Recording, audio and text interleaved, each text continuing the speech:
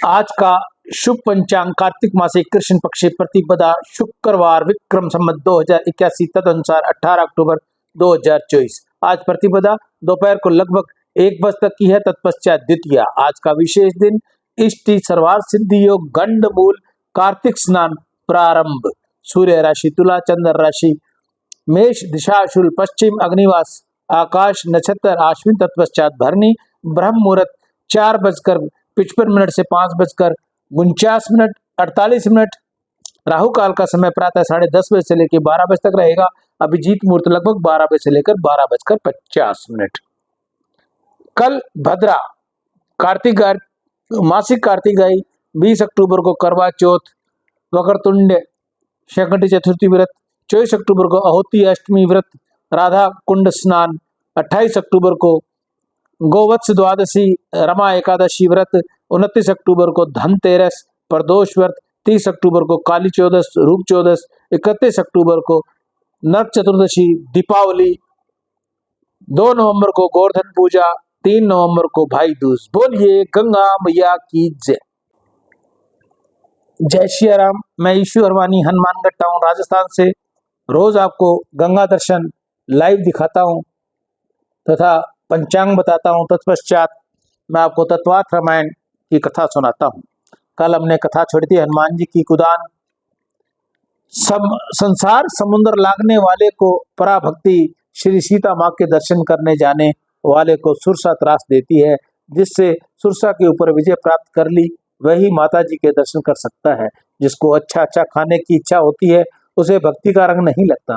जो भजनानंद मिला ही नहीं है क्योंकि वह बाहर के विषयों में आनंद खोजने को जाता है। जब जब जीव के पास भजनानंद आता है तब तब सुरसा विघन करती है। सेवा पूजा करने में, पूजा भजन करने में मन रसोई में जाए तो मानना कि सुरसा आ गई है। जीव और ब्रह्म का मिलन होने में सुरसा रुकावट डालती है। ईश्वर के लिए लौकिक सुख का त्याग न करे तब तक जीव के प्रति प्रभु को दया आती नहीं है। प्रभु के साथ प्रेम करना हो तो संसार के विषय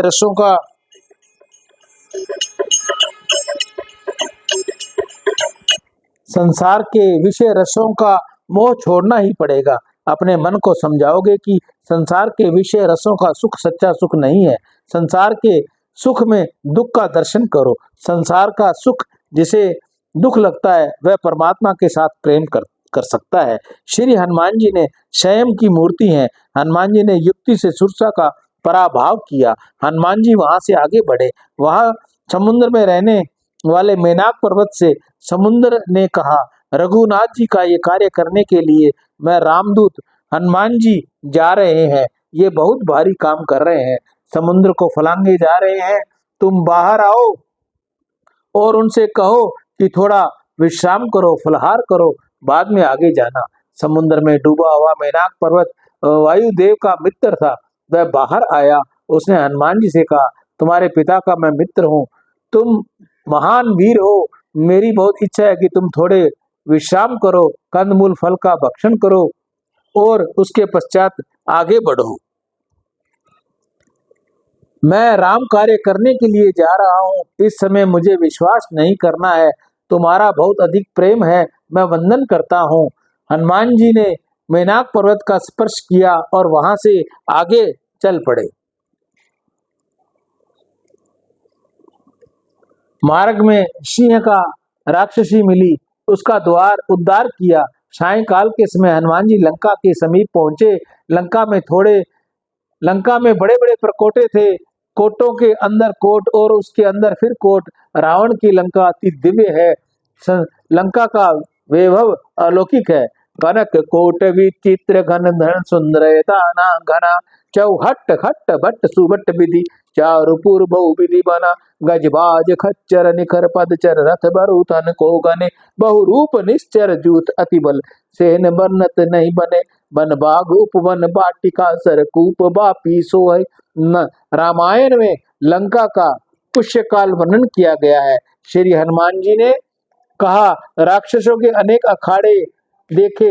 हनुमान का प्रवेश द्वार अति विशाल था। वह लंकनी का पहरा था। शत्रु के घर में प्रवेश करने से पहले बायां पैर शत्रु के घर में रखना चाहिए। हनुमान जी ने पहले बाएं पैर को लंका में रखा। श्री सीताराम सीताराम का जप तो चालू ही था। लंकनी ने देखा कि सूक्ष्म स्वरूप धारण करके कोई वानर जा रहा है। लंकनी को यह ठीक नहीं लगा। उसने हनुमान जी से कहा, अरे वानर, तू कौन है? मुझसे पूछे बिना तू अंदर कैसे जा रहा है? हनुमान जी ने कहा, मैं घूमने फिरने यहाँ आया हूँ, मुझे लंका देखनी है।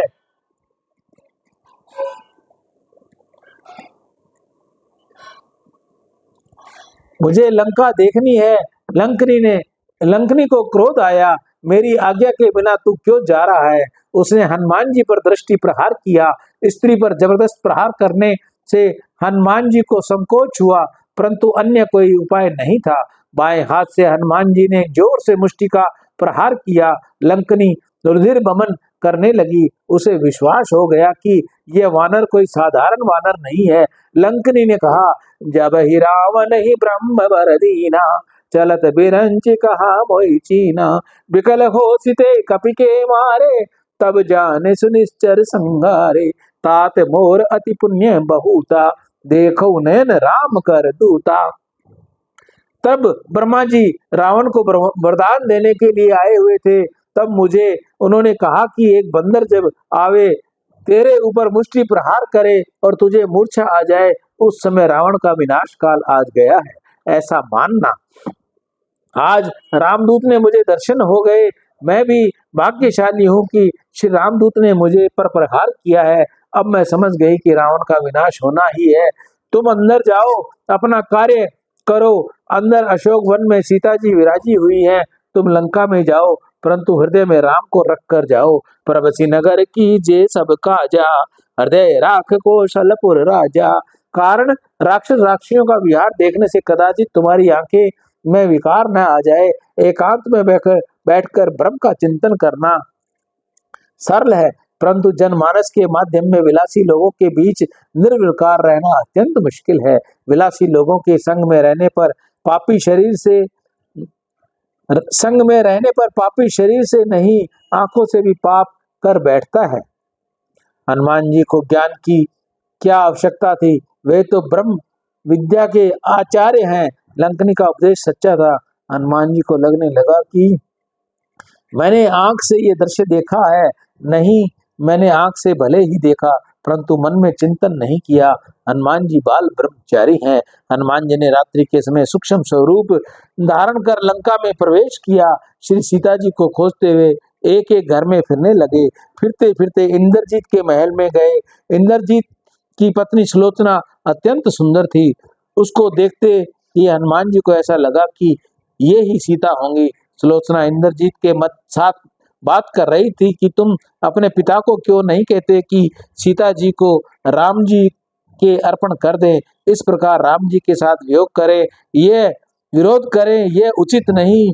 ऐसी बात को सुनकर हनुमान जी को विश्वास हो गया कि ये सीता नहीं है।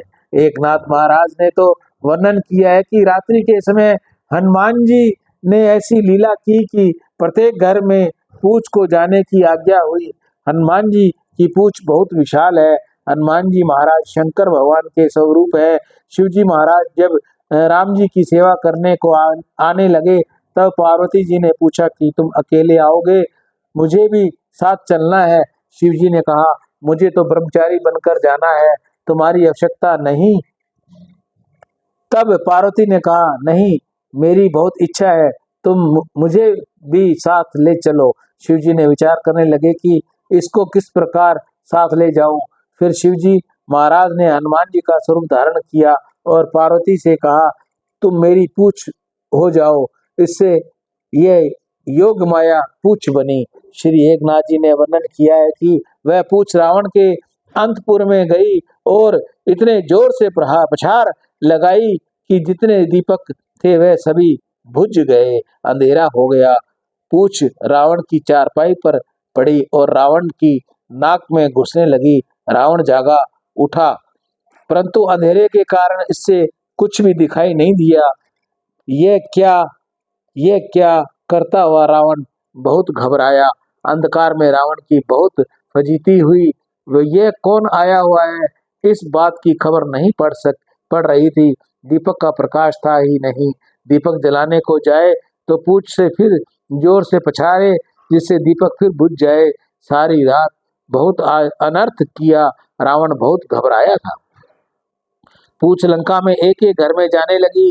घर में रखे घड़ों को धक्का मार मार कर उसमें भरा हुआ समस्त जल लुढ़का डाला। किसी के घर में पानी की बूंद भी रहने नहीं दिया। हनुमान जी ने विचार किया कि आने वाले कल मुझे लंका जलानी है, इसलिए घर में पानी नहीं रहेगा तो ठीक है। पूछ पानी के प्रत्येक बर्तन को धक्का मारकर फैला देती थी। सभी घबराए कि ये क्या हो रहा है, अंधेरे में कुछ दिखता नहीं। हनुमान जी ने सीता को प्रत्येक घर में खोज डाला, परंतु सीता जी के दर्शन नहीं हुए। अब तो हनुमान जी बहुत व्याकुल हुए कि सारी रात में लंका में घूम रहा, अब कोई ऐसी जगह बाकी रही नहीं, परंतु किसी भी ठिकाने सीता जी के दर्शन नहीं हुए। इतना बड़ा समुद्र लांघ कर आया हूँ, परंतु यह क्या व्यर्थ ही चला जाएगा। श्री सीता का दर्शन न हुआ तो मेरा जीवन बिगड़ जाएगा। मैं वापस जाकर क्या जवाब दूंगा? क्या मैं राम जी से ऐसा कहूंगा कि सीता जी मुझे दिखाई नहीं पड़ी? फिर भी श्री राम जी बहुत दुखी हो जाएंगे। मैं वहां जाऊंगा तो अनर्थ हो जाएगा। मैं तो अब यहीं कंदमूल फल खाकर जीवन पूरा करूंगा। हनुमान जी बहुत चिंता में पड़ गए। फिर विचार करने लगे कि मुझे इस प्रकार हिम्मत हारना ठीक नहीं, उत्साह से ही काम करना पड़ेगा। यह सब तो मैंने खोज डाला, परंतु अभी अशोक वन में नहीं गया। सभी देवता और ऋषियों का मैं वंदन करता हूँ। मैं शरण में आया हूँ। हनुमान जी के समान कोई बलवान नहीं, परंतु हनुमान जी को अभिमान का स्पर्श भी नहीं। हनुमान जी ने सभी को प्रणाम किया। सियावर राम जय जय राम, मेरे प्रभु राम जय जय राम। जय मंगल भवन मंगलहारी, नरवौ सुदशरथ अजर बिहारी। दीन दयाल वृद्ध समधारी, हरहु नाथ मम संकट भारी। जय श्री राम। मैं ईशु अरवानी, हनुमानगढ़ टाउन राजस्थान से रोज आपको गंगा दर्शन लाइव दिखाता हूँ, पंचांग बताता हूँ। जिस माता बहन ने अभी तक मेरा चैनल गंगा दर्शन ईशु जीडीआई को सब्सक्राइब न किया हो, मेरी हाथ जोड़कर उनसे प्रार्थना है कि वे मेरे चैनल को सब्सक्राइब करें, बेल आइकन दबाएं और सबसे पहले गंगा दर्शन पाकर अपने आप को धन्य करें और किसी को भेजकर उन्हें भी धन्य करें।